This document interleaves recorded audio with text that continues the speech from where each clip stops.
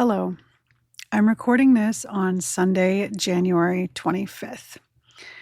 And I don't usually put out episodes on Sundays. And I don't usually put out episodes the same day that I recorded them. But can't I can't not do this. I feel called to do this. There's something pulling me to do this right now. And you might expect more just kind of off the cuff episodes from me. No music, no nothing, raw and real. So I'm sure many of you saw what happened yesterday in Minneapolis. You saw Alex Pretti, a 37-year-old ICU nurse who cared for veterans, who has no criminal background, murdered by federal agents. If you've heard about this, maybe this is the first time you've heard about it because you don't consume news, and I respect that. I'm sorry to be the one to tell you this. And if you've already heard about it, you're processing, you're grieving, you're angry, you're scared. And most definitely, teachers are wondering, how do I carry on tomorrow, Monday morning? What do I do? I feel like I've been in this situation many times, but this time is different because I'm not teaching anymore. I don't have to go in tomorrow.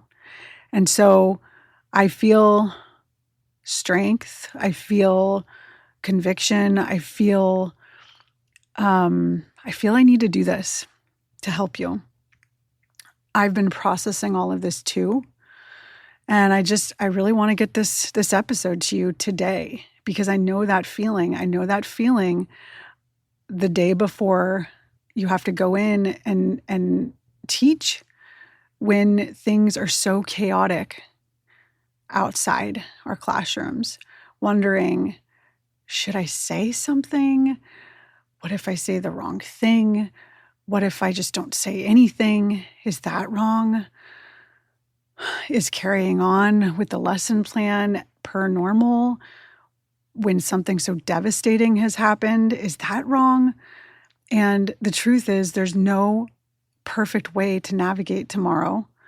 But what I want to offer you in this episode is just guidance and permission and reassurance that whatever you decide to do, whatever unfolds tomorrow and the coming weeks, that you're not alone, that you're going to be okay, and so are your students. So right now, I want to talk to you about something pretty basic, which is, what can you do? What do you do when tragedy strikes and you still have to go to work and you still have to be there for your students and you still have to kind of carry on? So the first thing I want to say, which is, like I said, pretty basic, but I feel like everyone needs a reminder of this, that you have to take care of yourself first. And that's like today, right? It's Sunday. What can you do to take care of yourself first? For me, and this is different for everyone, okay? Like everyone is different. Everyone is individual. Everyone needs different things. Everyone is feeling different things. For me right now, I've cried a lot. I've let my feelings come up when they come up, and I'm continuing to do that. I'm dropping expectations for the day. I didn't plan to record this today, but I feel called to. I feel really, really motivated to do this. What else am I doing today? Nothing. I'm dropping all expectations, right? Like I don't know. I don't know what I'm going to do. I'm probably going to go knit and listen to a mind-bending podcast, but it might also mean that I go on a walk with my dog, a longer walk than normal.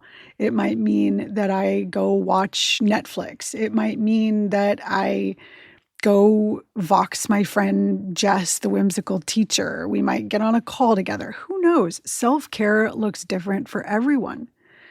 Whatever helps you stay grounded right now is valid and important. But I want to talk about tomorrow. How do you take care of yourself at work? What does it mean to take care of yourself first when you have to go to work, when you have 30 plus young people who are in your care for 6+ hours? Here's what it might mean. It might mean that you carry on with class as usual, Monday morning, especially if you're emotionally raw and drained. It might mean you relax the expectations in your class that day or the next week. It might mean if you have the bandwidth to plan something new, allowing students to do something a little bit different and fun and relaxing, socializing, playing games, watching Pixar shorts and writing down what they think the theme or the lesson of the short was. Maybe showing a movie that's semi-related to the curriculum you've been teaching. I really don't think there's any shame in survival mode teaching right now. The important thing to remember is that you don't have to say anything about the news, especially if you're struggling emotionally or energetically in any way. You do not have to say anything. But what if a student brings it up?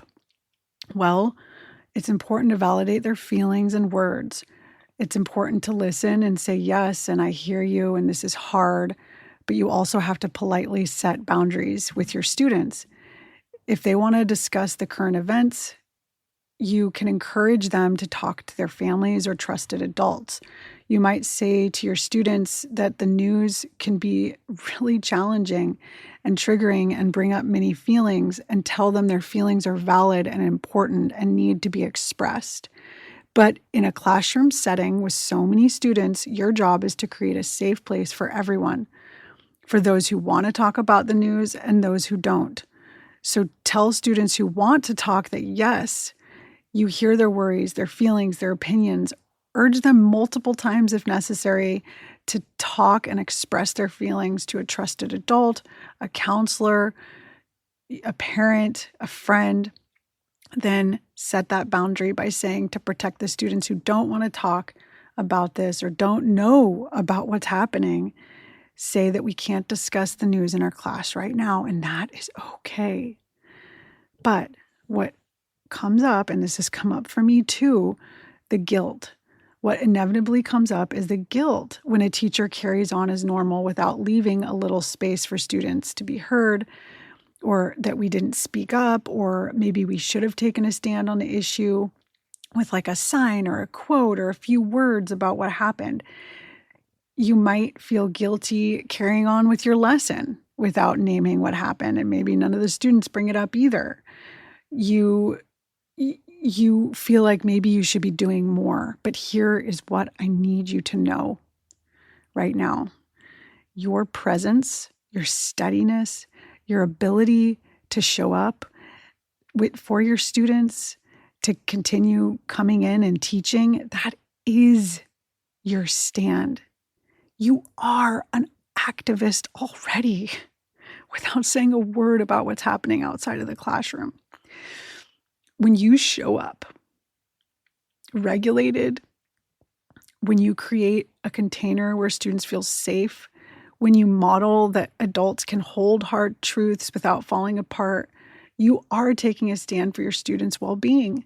And that matters so much for students who feel vulnerable, who are traumatized, who need a grounded adult in their lives. It is so important. The work you are doing is already enough. So what about maybe speaking up in your personal life versus in your classroom? Well, those are two different things. Outside of school, you can, but you don't have to, advocate, protest, speak your truth, and also process with people who share similar political views and values as you. But in the classroom, your job is different. Your job is to be a steady adult for all students, the ones who are devastated, the ones who haven't even heard about what's happened, the ones whose families have different political views from yours, the ones who can't handle one more thing right now. Staying regulated and present for your students is activism. It's not neutral. It's not weak. You're modeling for young people that even when the world feels like it's breaking, trustworthy adults can still show up and be stable. You're teaching them that their learning matters, their safety matters, they matter, their voices and their feelings matter, even when everything feels chaotic and wrong. You don't have to choose being authentic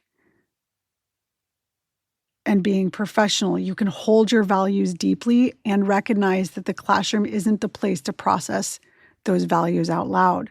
You can be honest.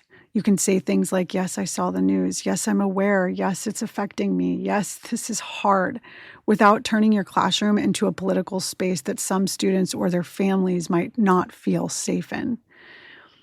If staying quiet feels impossible, though, there are ways to speak that don't require you to take a side in front of students. You might say something like, I know many of you have been seeing difficult things in the news, and I want you to know that I care about each of you and your well-being. Our classroom is a place where everyone deserves to feel safe and valued no matter what's happening in the world outside. If something in the news is affecting you and you need support, please talk to me privately, or you could refer kids to counselors or their parents. You need to remember one more thing. You're not responsible for fixing this for your students. You can't solve the political crisis.